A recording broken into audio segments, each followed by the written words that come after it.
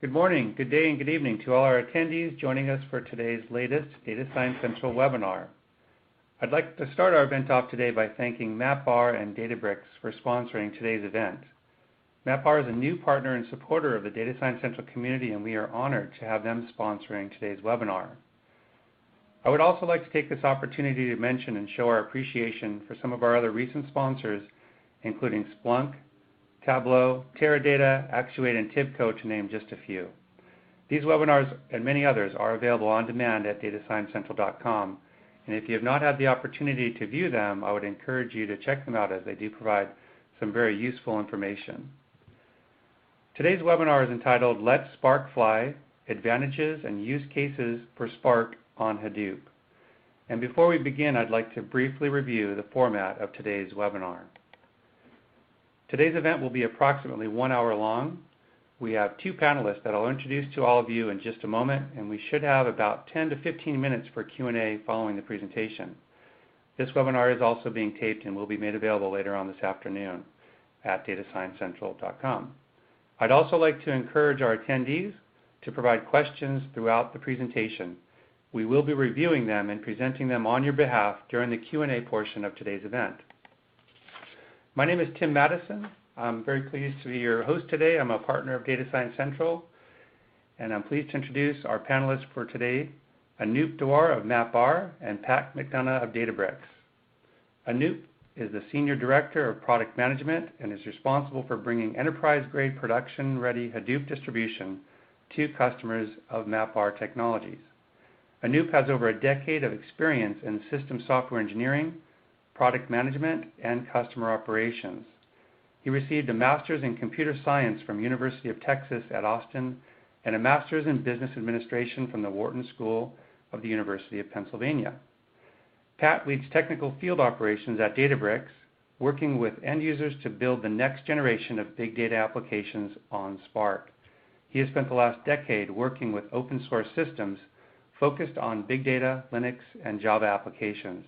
He previously held positions at Cloudera, Red Hat, and AT&T. Thank you both for being with us this morning. Apache Spark is currently one of the most active projects in the Hadoop ecosystem, and as such, there's been plenty of hype about over the recent months about how much of this is actually marketing spin. And what are the facts? MapR and Databricks, the company that created and led the development of the Spark stack, will cut through the noise to uncover practical advantages for having the full set of Spark technologies at your disposal and reveal the benefits of running Spark on Hadoop. In today's webinar, you will get a quick introduction to the Spark ecosystem and learn how to leverage the enhanced functionality Spark provides to Hadoop, how easy it is to develop applications and models using Spark APIs, why MapR is the only distribution that supports the complete Spark stack, and what unique advantages you gain from having a complete Spark stack on Hadoop. So before we begin the presentation, we have a real quick poll. I'd like to ask our audience to just rate what your familiarity is with Spark, and then we'll progress to a quick result of these findings, and then we'll move on to the presentations. So if you can just mark whichever one is most appropriate for you personally. I'll just give you another moment. All right, I'm going to go forward here, and there you go.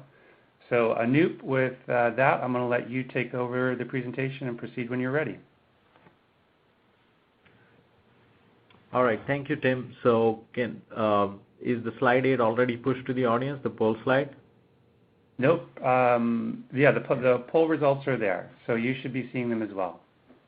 Okay, so if you're ready to proceed, you just can move the slide forward, or I can do it for you if you're having any trouble.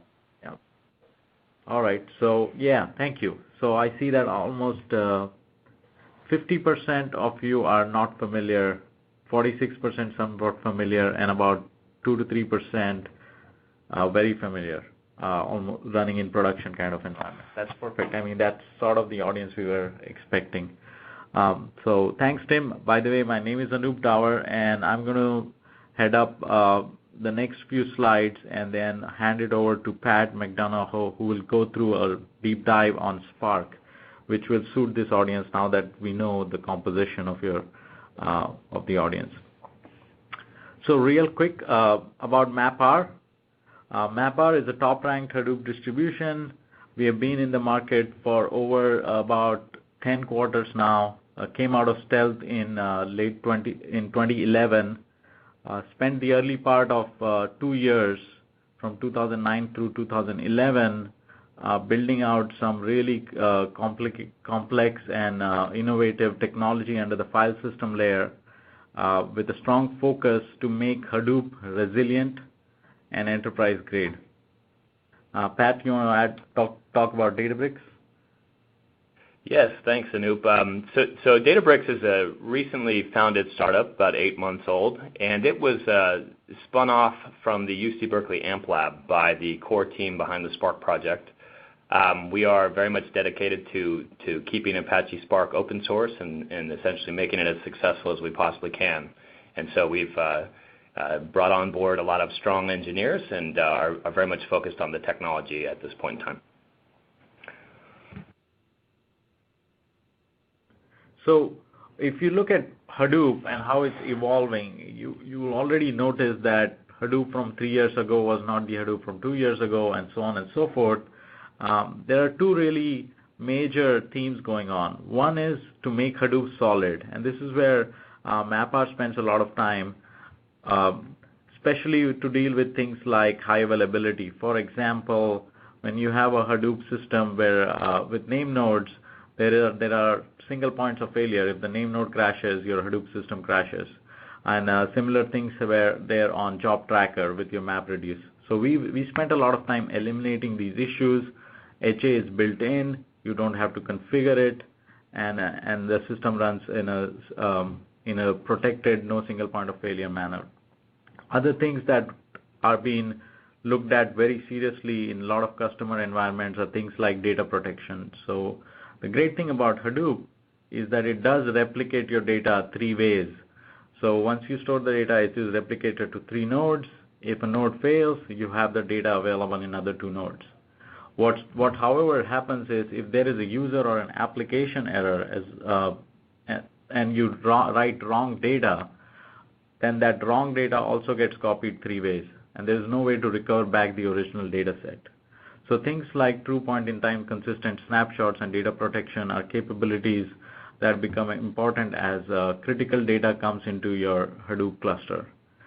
Similarly, on data recovery, the idea of being able to mirror your data across data centers to avoid business discontinuity during a data center failure is also becoming a critical issue that is addressed by MapR.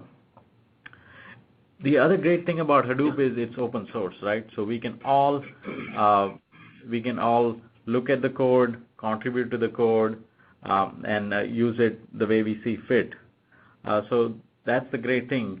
However, Hadoop doesn't do things like NFS, Network File System Standard, which is a standard-based technology for accessing and ingesting data.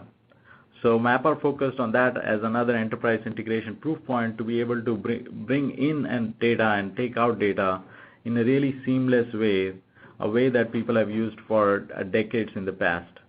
And then finally, security and multi-tenancy, where sharing a cluster becomes important as multiple use cases are grown onto your Hadoop cluster, and more users come in. What happens is oftentimes one user's job can overrun the cluster and take over the entire resource, thereby making the cluster unusable for others, or making it hard to meet SLAs. So things like that, making Hadoop secure and data governance are the areas where MapR has focused its efforts on.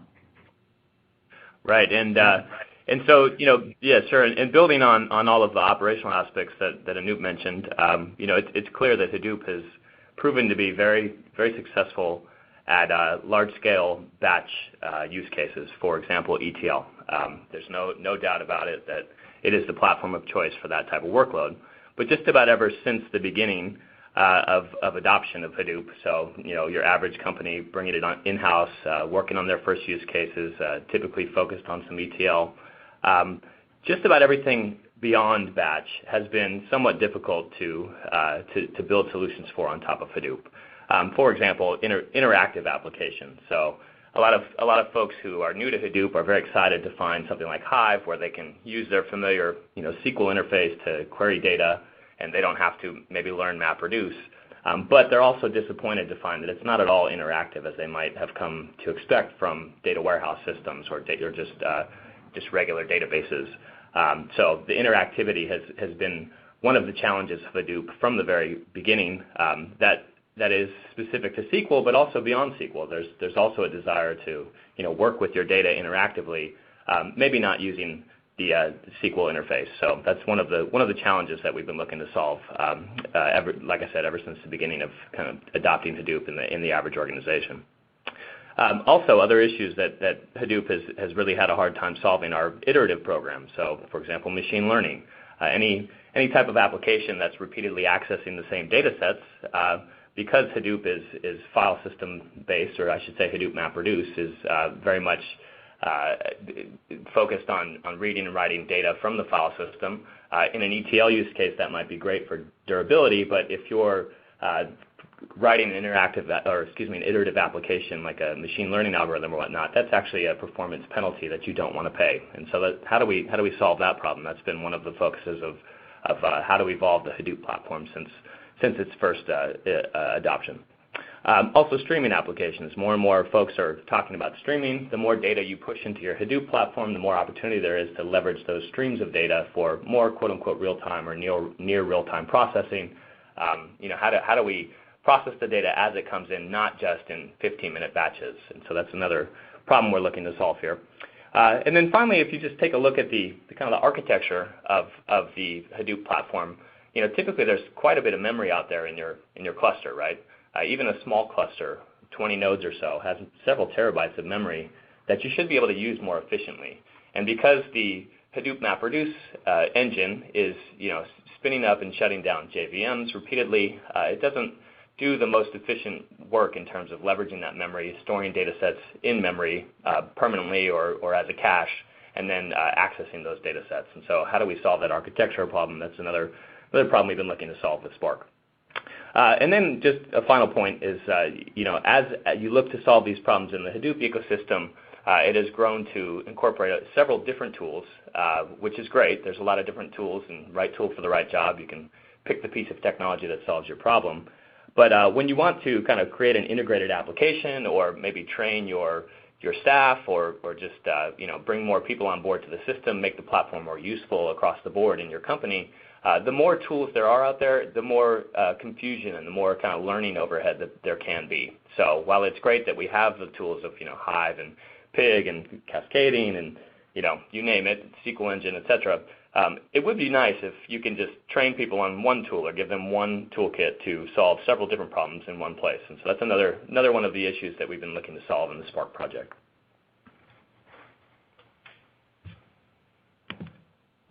So in summary there, right, and there are two things here. One is that people want to be able to get to their insights faster and easier, and also really start talking about their business problems and less about the Hadoop problems, right? So once you take care of the Hadoop problems and you take care of making it easy to get to insights, then really the business becomes the important driver. So real quick on the number of packages and ecosystem projects, like Pat alluded, there are right now a lot of choices. You have a lot of choices on batch. You can use MapReduce v1 with Hadoop 2.x. You can use the new version of MapReduce. You can use Pig for data for sort of data cleanup, and there is also emerging fast batch technologies like this coming up. On machine learning, Mahout has been the de facto standard for Hadoop, but other new technologies are emerging as well. With respect to SQL on Hadoop, Hive has been the standard, and then there are new emerging technologies with Impala for low latency SQL and Drill for data exploration for semi-structured, nested, and unstructured data at a very, very fast design point as well. And then HBase for NoSQL.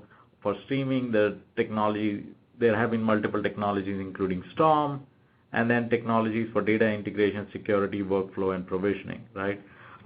So there is a stack, and then it does get, you have to basically go through each technology, pick the right one for your needs. At the same time, what Spark does is offers you this alternative, which gives you a generalized Spark execution engine at the core, and then gives you a SQL alternative with Shark, and with Spark SQL with 1.0, as well as a streaming, machine learning, and graphics library alternatives. What that allows you to do is use a unified engine to do multiple of these batch, interactive, and streaming jobs without having to worry about porting, using different languages, trying to figure out how to bring in data and out of these different technologies. So that's the promising piece of Spark, one of the promising pieces of Spark, which is why MapR included the complete stack of Spark in its distribution. So real quick, before we deep dive into Spark, I just want to leave you with a few highlights about Spark specifically on MapR. But before I do that, I want to make sure that it's obviously understood, given the poll showed me a lot of people are not familiar with Spark, right? It's an Apache Spark project. It's open source project. It works on any and all Hadoop distributions. There is no restriction, right? Having said that, what we at MapR have done with Databricks is to offer a complete integrated stack on MapR, which is supported with a 24/7 best-in-class global support with partnership. And the benefits of running Spark on MapR, if I were to summarize 2 or 3 points, one is we are the only commercial Hadoop distribution that offers the complete Spark stack. Other distributions may have chosen bits and pieces of it, and we feel that there is value in the unification of Spark, and we want to be able to offer that to our customers. And the second piece is enterprise-grade dependability. So it's great to have a tool that's really easy and allows you to get to insights faster by leveraging in-memory architecture and optimizing the data parallel model for data locality, as you will see. But it's also important to have it run on a system that's also resilient and can meet 5 nines on SLA, so you can get to the insights when you want. So with that, I'm going to hand it over to Pat to go into Apache Spark and all things Apache Spark. All right, thanks, Anup. So let's dive into what the Apache Spark project is all about. Fortunately, we saw the poll results, and as it's not uncommon, there's a lot of people out there who have heard about Spark, but probably aren't all that familiar with what it actually does or how to actually use it. So we'll spend the bulk of the rest of this webinar talking about that, looking at the technology, what the API looks like, etc. So just for anyone who hasn't had a chance to visit the Apache Spark website, as Anup mentioned, this is an Apache project, actually recently graduated, beginning of this year, to a top-level project. But it's actually not brand new by any means. It's been out for several years. The original research project was in 2009. It was open source shortly thereafter and has been going through the Apache process until graduating earlier this year. Definitely encourage you guys to check out the resources there, especially the GitHub project and the users mailing list. It's very active communities, a lot of helpful people who are willing to answer questions and help get you going. So let's also dive in and take a look at who these folks are that are on the user mailing list, the ones who are answering questions and submitting contributions and whatnot. You'll see that from this slide, this is basically based on all the folks who either gave talks or sponsored the last Spark Summit. You can also see a GitHub contribution chart at the very top. And if there's anything you should note here, it's just that this is very, very active. There's quite a few different people participating. We get lots of pull requests on any given day. The last time I looked, we had somewhere in the neighborhood of 140 total contributors. The last release had about 83 contributors, if I'm not mistaken, for the .9 release in of itself. So this community is very active. And in fact, to that point, it's probably the most active big data project in terms of open source projects in the big data community. In fact, if you look at the last year, this is number of contributors. The number of contributors who made contributions to Spark actually outnumbered the number of contributors making contributions to Hadoop MapReduce.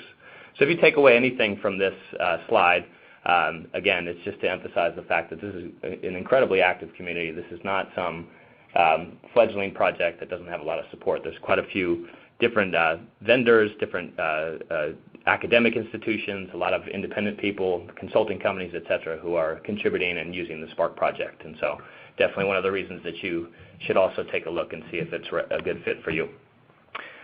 So to grossly oversimplify what Spark does, we tend to talk about it in terms of these two properties. Basically, making big data applications much easier for the developer, and then also making them much more efficient or higher performance. And so in focusing on those two goals, as the team did when the research project first started back in 2009, what they came up with were a few different important properties. So first of all, there's a rich set of APIs. So we're not just focused on Java, for example. If you happen to be more comfortable in a different programming language than Java, for example, Python or Scala, or even some newer developments in other languages, we want to provide an API for you that makes you comfortable and productive right away. And then also one of the kind of understated features that's incredibly important is the fact that there's an interactive shell. So this is a way to, using these same APIs, effectively play with your big data right away. And so I'll show you a bit about that in a little bit. And then, of course, making performance a top-tier issue. So how do we optimize the execution of these programs on a big data platform? Whether that's caching data in memory and accessing the data, maybe in an iterative program or maybe doing some text mining.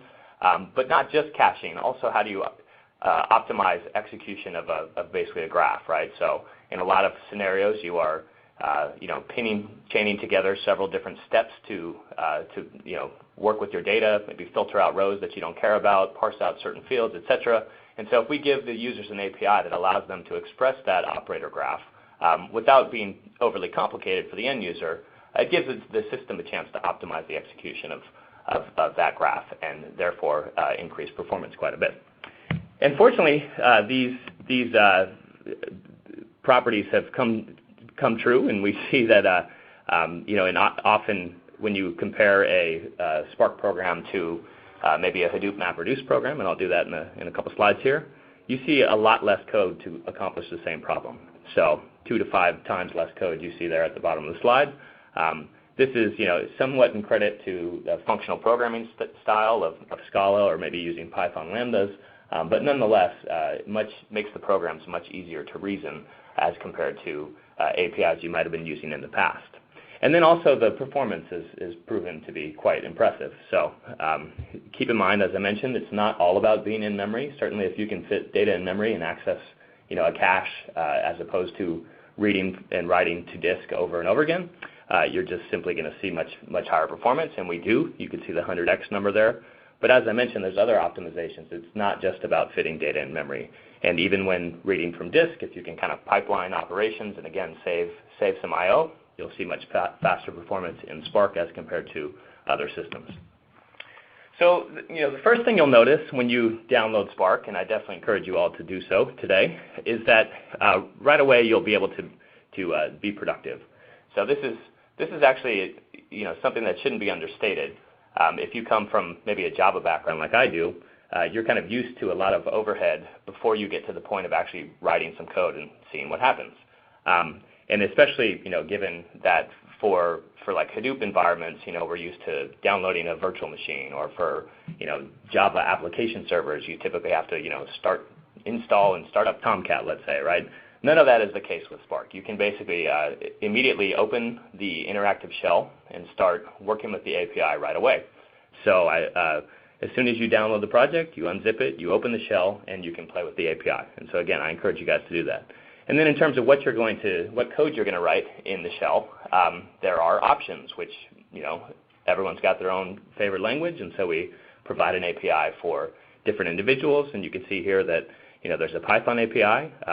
Spark itself is written in Scala, and so there's also a Scala API. And then there's also a Java API. But you can see that of those three choices, Java is the most verbose, maybe not the most elegant.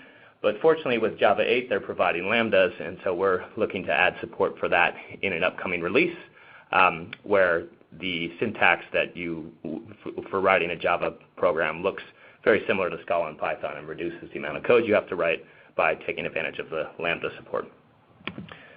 So that's one of the aspects of making Spark very easy to use. Once you're in this shell and working with the API, what the API provides is the core abstraction is what's called a resilient distributed data set, or an RDD. And basically what you do is define these data sets by pointing to, let's say, a text file that might be stored in your distributed file system, or maybe it's a local file, or maybe it's coming from S3, whatever it might be. And what you're telling the system is that, or what the RDD represents once you've created that file, is where the data lives. So it could be on disk out there. It could be in memory via caching. And then you're also, as you take that data set and perform transformations against it, you're building this graph that I alluded to before. So you start with a file, you subsequently parse out fields, and then you might filter out the fields that match some condition. And as you call those transformations, you've built this graph. And so an RDD represents both where the data lives, where the partitions are, either in memory or on disk, whether they're serialized or not, and the graph that tells the system how to compute the results that you're looking for. And then eventually you call a special kind of operation, which is an action, which forces the system to actually do the computation. So as you're creating these transformations, you're not actually executing the graph until an action is called. So it evaluates in a lazy fashion, which again gives the system a chance to optimize execution as much as possible. So as far as which operations are available, which transformations and actions you have at your disposal, certainly the usual suspects of map and reduce are available to you, and that's great. You can do a lot with MapReduce, as we've all learned over the years. But the challenge with just having map and just reduce is that the ability to kind of reason what the logic is, or to even figure out how to, let's say, perform a join in this scenario is somewhat limited. And it would be much nicer if you just had the join operator at your disposal. And that is what the goal of Spark is to provide the API that is most convenient for the user, so that you don't have to figure out how to essentially write code in just map or reduce operators.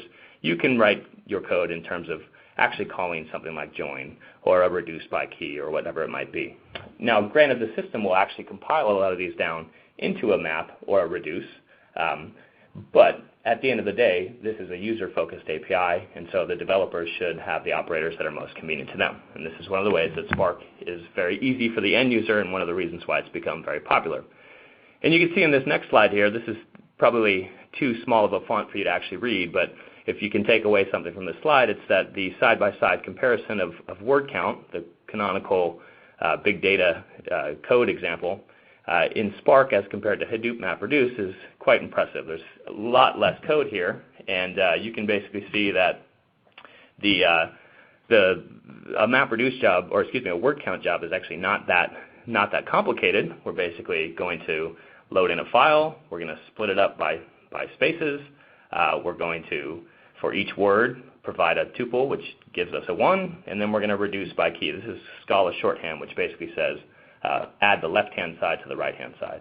So that's all there is to it, to write a word count job. Basically, a lot of the credit for why this is a lot less code might be because of the functional programming style. Maybe it's because of Scala. But again, it's just much easier to reason than having to write all the boilerplate code compared to Hadoop MapReduce. So one of the reasons why Spark is very popular is because of this kind of easy-to-understand API for the end user. Another important point to make about why Spark has become popular is because it works very well with Hadoop. So there are some folks who might have been confused over the years and thought Spark was an alternative to Hadoop. And actually, you can run it independently, but that's very rare. Most people use it with their Hadoop platform, basically deployed on top of your Hadoop cluster and accessing your Hadoop data sets. And that's because it's very good at that. Any of the data that you're storing in your Hadoop system, whichever kind of input format you might be using, Spark understands how to work with that data. In fact, the file system client inside of Spark is the HDFS client. So it has the full capability of that client in terms of input formats or whatnot. And also it schedules the access to data using data locality, just like Hadoop MapReduce might do. So in other words, if it can send computation out to where the data already lives as opposed to pulling it across the network, it will do so. And that's obviously true when you install the Spark cluster using the same, on the data nodes, let's say. So your workers live on your data nodes and data locality is still adhered to. There are multiple ways to deploy Hadoop, to deploy Spark. It supports a few different deployment models. The most popular is what's known as the standalone mode. That is a kind of built-in resource cluster manager for Spark, very lightweight. It's not meant to be a very robust, multi-tenancy type of environment. If you're looking for something like that, you would want to move to Yarn. And so when you're using a Hadoop cluster that has Yarn in it, you can launch Spark applications using the Yarn resource manager. So that's also another alternative to working within a Hadoop cluster. And then there's also Mesos, which is an alternative resource manager. If you happen to have a Mesos resource management cluster available, Spark is certainly capable of running in that type of cluster as well.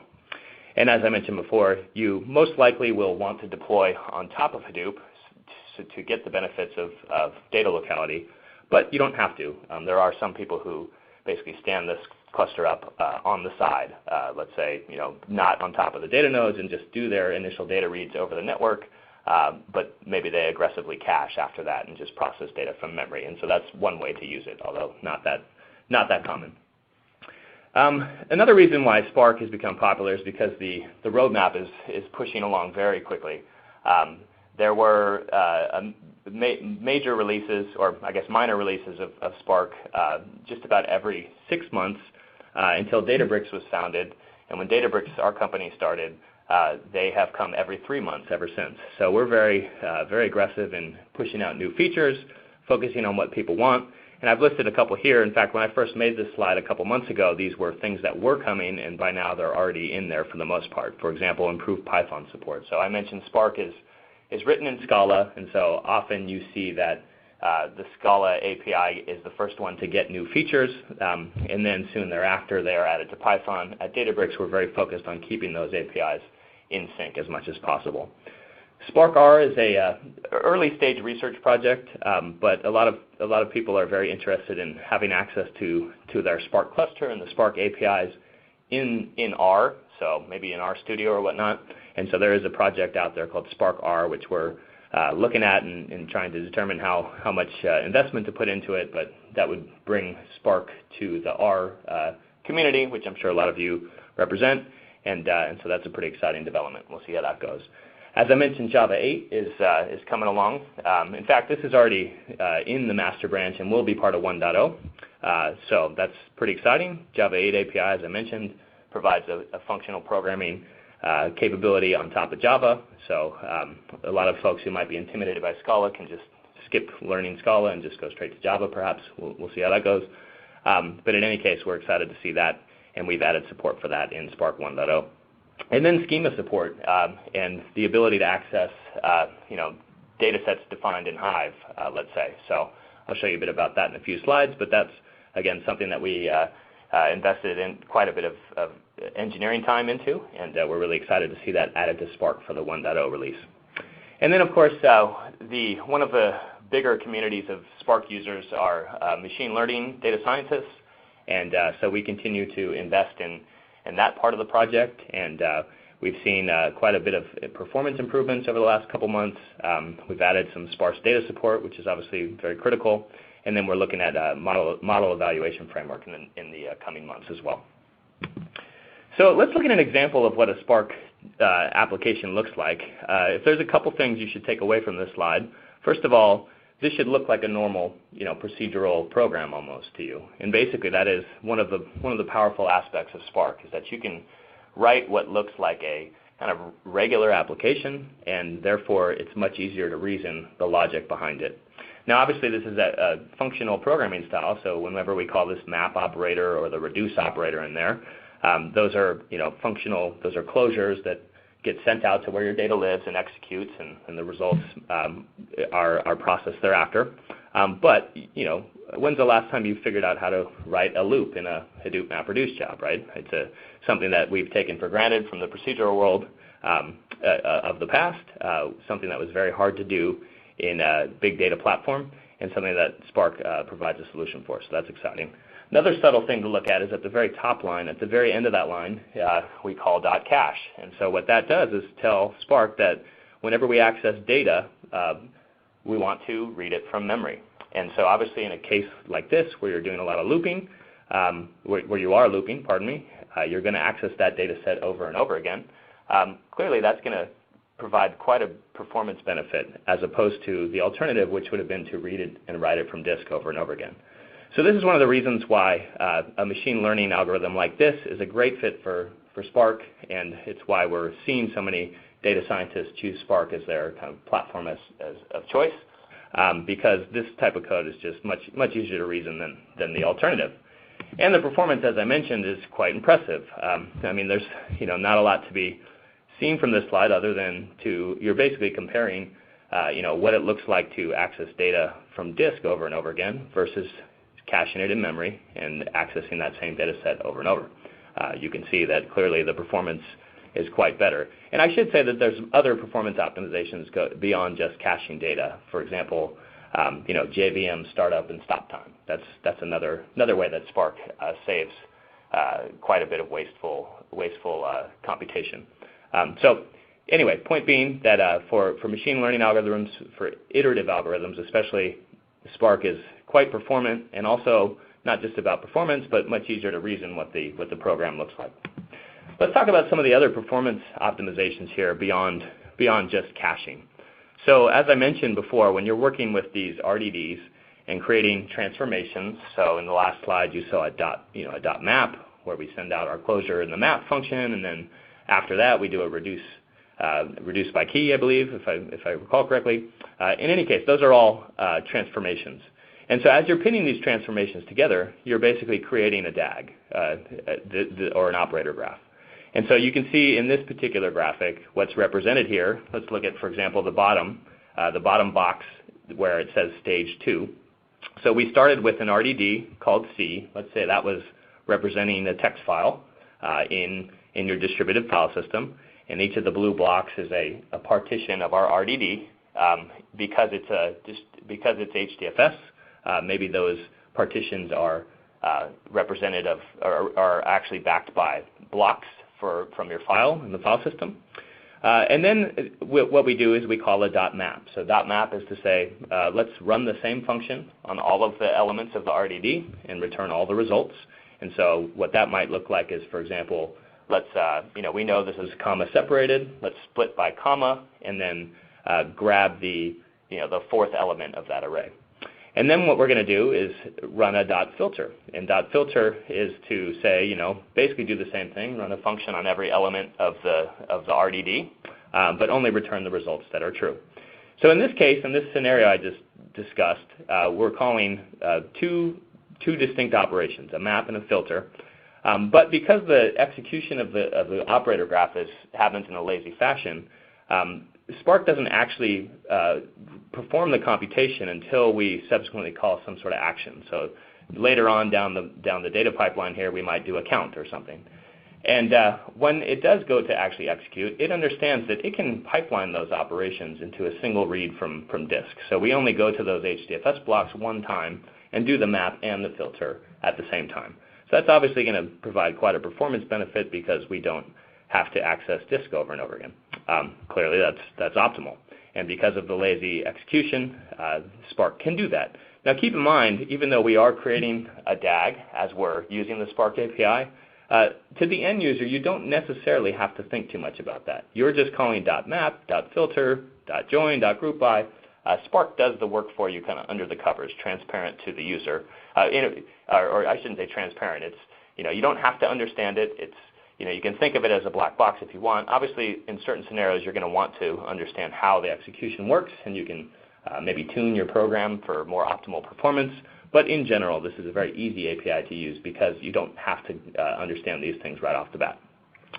Some other performance optimizations represented by this graphic include, for example, if you can see the point where RDDB is joined to RDDE, since RDDB has already been shuffled in the previous step, Spark understands that, and so it knows that in order to join B to E, it does not have to reshuffle the data. It can just use the existing partitions that are in memory and join those and shuffle E and join E to B without shuffling B. So again, we're saving unnecessary work by using the DAG and keeping in mind the kind of lineage of the data where it came from. So that's a couple of the important aspects of how Spark actually performs these operations under the covers. You can probably get a hint of how that provides some advanced performance. One of the questions we often get is, well, what happens if data doesn't all fit in memory? Will Spark still work? And the answer is yes, it definitely works.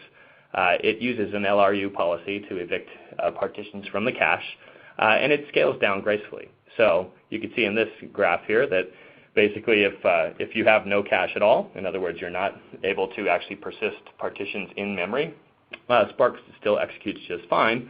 Obviously, depending on the application, the more data you can fit in memory, the faster the performance will be, and you can see that here in this graph. Finally, another point to make about how the graph helps the system execute or operate on data is fault recovery. So one of the ways that Spark is able to provide, one of the reasons that we call them resilient distributed data sets is because since Spark understands the lineage of the data, it understands where the data came from, it always knows how to go back and recompute partitions if for some reason you lose them. So if you lose a server, let's say, and lose all the partitions that are stored in memory on that server, Spark knows where the data came from, how it was computed in the first place, and can use that use that graph to go recompute the data and recreate the partitions on some other node. So this graph is not only a performance optimization, but it also helps us provide resiliency. And then finally, because of this capability, you'll note that since we know how to recompute data, and probably only in rare circumstances will we actually have to do that, it allows us to avoid replicating partitions in memory across multiple nodes. So there are certain scenarios where you may want to do that, but by default you only get one partition in memory because that memory is a lot more expensive than disk, and you want to kind of use the most efficient use of memory is typically to put as many different data sets in memory as opposed to replicating the same data set over and over again. So if you can avoid it, you'll do a single replica, and if for whatever reason you need to reproduce that data, Spark can use the graph to go back and do so. So one of the other reasons Spark has become very popular is because it has a set of technologies built in the box. So these are, unlike in the kind of Hadoop ecosystem where a lot of the boxes that might sit on top of Hadoop actually represent different systems, completely separate, different configurations, different API, different operational semantics, etc. Keep in mind that these boxes I'm talking about here, Spark SQL, Spark Streaming, MLlib, and GraphX, are projects that are in Spark. So in other words, when you download the project, you will see them as subfolders inside of Spark. So that makes for an important distinction and difference here, because the integration you can expect to be much better. And you can also expect those projects to evolve with the Spark project itself. So let's talk about each of these just a little bit. First of all, Spark SQL. So Spark SQL is actually a very recent feature added, in fact, in Spark 1.0, which isn't out yet. So you can get Spark SQL in master, but this is one of our most exciting developments over the last couple months. And what Spark SQL does is give you the capability to, first of all, leverage your what you've already defined in Hive, maybe. So let's say that you're using the Spark API to kind of parse text files, to split them by commas, to filter out rows, filter out data based on the fifth field being greater than 5, right? But then you might say, well, hey, I've already defined these data sets in Hive. Hive already understands the structure of that file, that it's a comma-separated file. I've already given each of those quote-unquote fields a name. Why can't I just point to my Hive metastore and then access the data using that metadata? Maybe using a a filter with a named column as opposed to the fourth field. So that's one of the ways that Spark SQL is very helpful, is because it can leverage your Hive Metastore, use your same Hive SERDES, the same UDFs and whatnot, and give you access to the same data using basically HQL as well. So your HQL, your Hive query language code that you might have written before, should be completely compatible inside of Spark SQL. So that's very cool. In addition to having Hive compatibility, we've also added Parquet support. So Parquet is in case you're not familiar with it, is basically a data file format, a serialization format as well, where the data is stored in a columnar fashion, and then it includes metadata with it. So unlike the last example I described, where maybe you have a comma-separated text file, and then you have to use the Hive Metastore to tell you what the structure of that data is, so you can come back and query it. If you're using something like Parquet, you actually have the metadata built into the file in the header. And so that's pretty advantageous if you don't happen to have something like Hive at your disposal, or if you want to kind of share data between systems in a very self-describing, optimal file format. Parquet is the choice there. And so with Spark SQL, we've added Parquet support. Now, it's actually important to point out that Spark SQL is completely compatible with your former Hive environment. So, and if you're familiar enough with Hive, you'll understand there is a built-in Parquet table or storage format in Hive. But this is different in that it's actually native support. And so it allows us to have much more optimal performance in working with Parquet. And as I also mentioned, you might even have a scenario where you store data in Parquet or read data from Parquet without actually having to connect to your Hive Metastore at all. So that's pretty exciting here. So here's a quick example of what this new powerful functionality brings to the table. Often in a kind of data pipeline, your first step might be to read from a quote-unquote table. Now, granted, these are still just files in your distributed file system, but they've been described by some form of metadata, and that allows us to write a SQL query that refers to fields and tables and perform things like joins. So that's awesome. And once we get a result from that SQL statement, the result is actually just an RDD. So all of the other operations I've shown you before are still applicable. And so this is really cool because you can basically move back and forth between more of a kind of programming style API-driven interface or SQL. It's up to you. You can run SQL against RDDs even, so they don't have to be data sets that are defined in Hive. You can actually take an RDD, register it as a table, and then run queries against an RDD as well. So that's pretty cool. And you can see in this example, basically we take the training data out of the table, we create our feature vector using a standard SPARC map operator, and then we take that feature vector and feed it into an MLlib algorithm, logistic regression in this case. So this is pretty exciting. You can piece together a lot of different systems, or what would have been different systems in a single tool in Spark. You can do all these things in one place. And in case anyone out there is familiar with Shark, just keep in mind Spark SQL is not the same thing as Shark. Shark was a separate project, or is a separate project, pardon me, also from the UC Berkeley AMP Lab. It was the first version, let's say, of providing SQL on top of Spark. Shark still exists. It's got its own Hive query planning optimization. Eventually, it will start to use the Spark SQL query planning and optimization. But for now, these are totally separate projects. There will be a point in the near future where Shark essentially just provides the serving layer, the Hive Server 2, if you will, or the Shark Server 2, and then connects into Spark SQL. But for now, these are separate systems, and Shark basically provides a lot of the same capabilities of Spark SQL, but in a separate application. Okay, moving on, and I have to move a little quicker here because we've got just a few minutes left. Let me continue to talk about some of these other systems that are included in Spark. So one of them is Spark Streaming. It's very exciting. Basically building on top of the same core platform, but providing streaming, an API to access streams of data. So one of the coolest examples or one of the most easy to understand examples I like to use is, for example, let's say we want to do an application of Twitter trending topics, right? So we're essentially looking for the most popular hashtags, and we want to do that over the course of, we want to count as our application runs, what are the top 10 tags over the last minute, the last 10 minutes, and the last hour. And so with Spark Streaming, how you would do that in Spark Streaming is basically take the same word count example I showed you before. Prior to running word count, you would essentially filter out the Twitter words that, or I guess in your word count, you would filter out only the words that begin with a hashtag. And then you launch that program in a Spark Streaming application using a window function, which automatically provides or automatically runs the word count over the time window that we define. So we're saying, let's do word count. We're going to run it every second. And in that 1 second micro batch, we'd like to keep track of the aggregations across the last minute, the last 10 minutes, the last hour.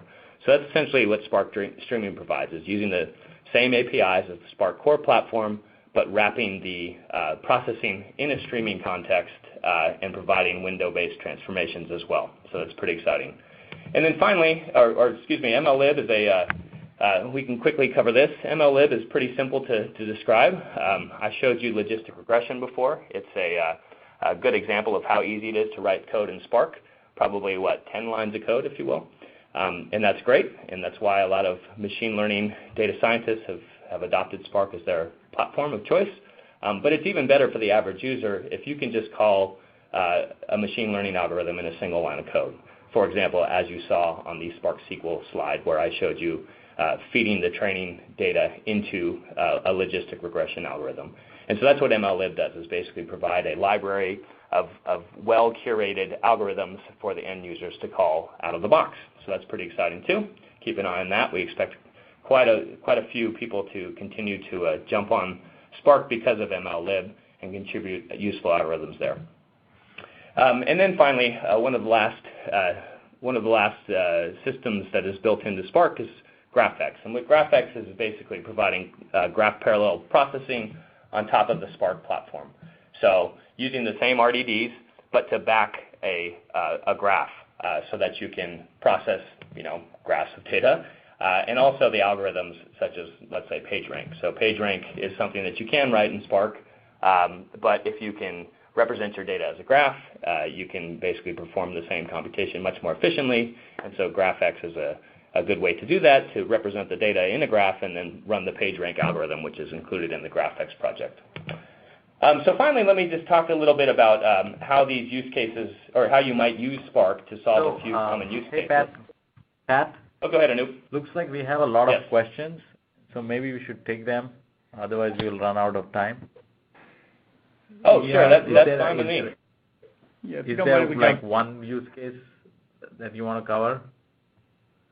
Sure, yeah. Well, since I landed on this one, let me just wrap up this thought. So obviously Spark is a great fit for interactive exploratory analytics. And as I mentioned at the beginning, this is one of the biggest challenges that Hadoop has had a hard time solving in the past.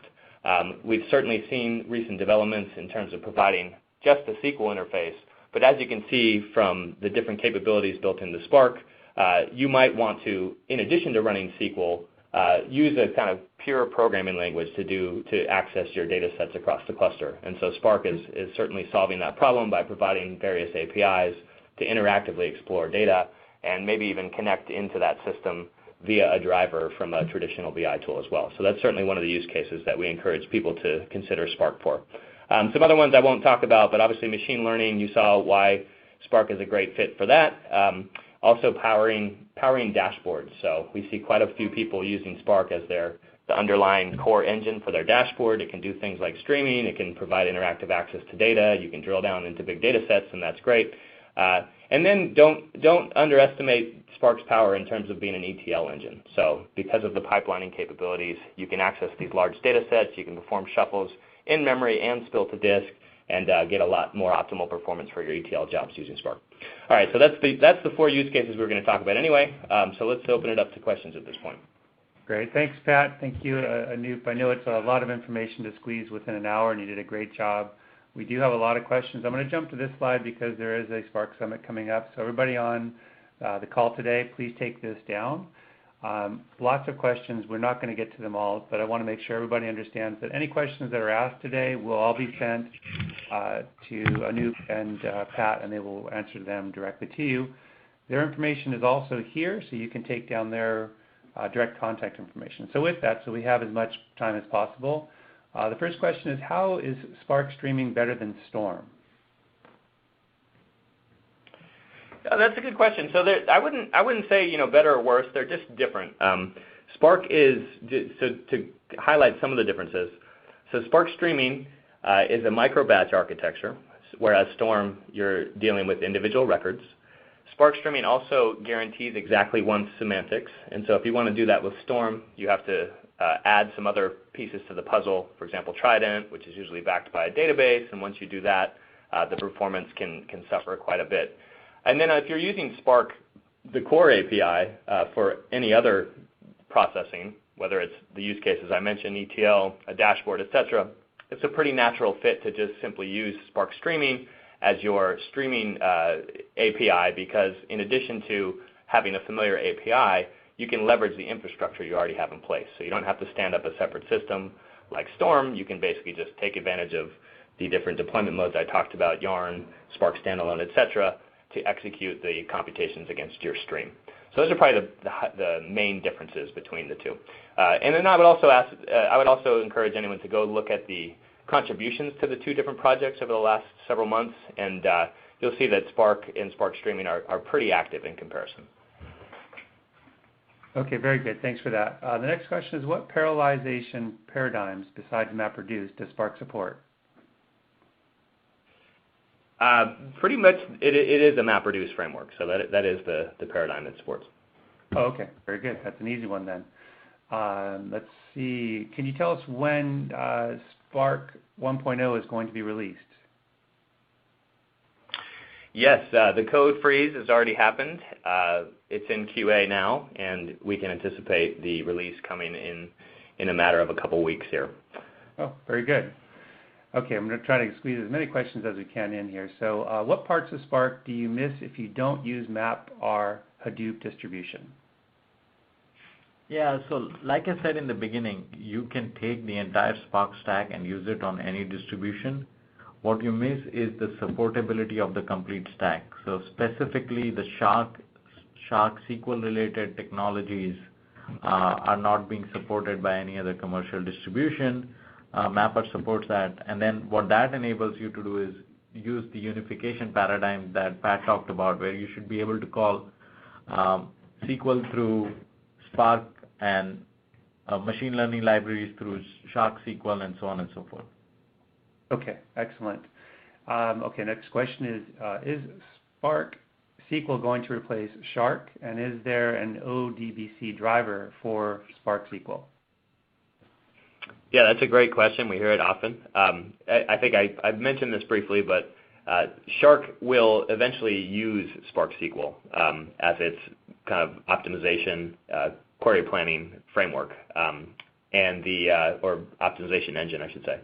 As far as where there are drivers today, you would still need to use Shark. So Shark has a ODBC, JDBC capability, just like Hive.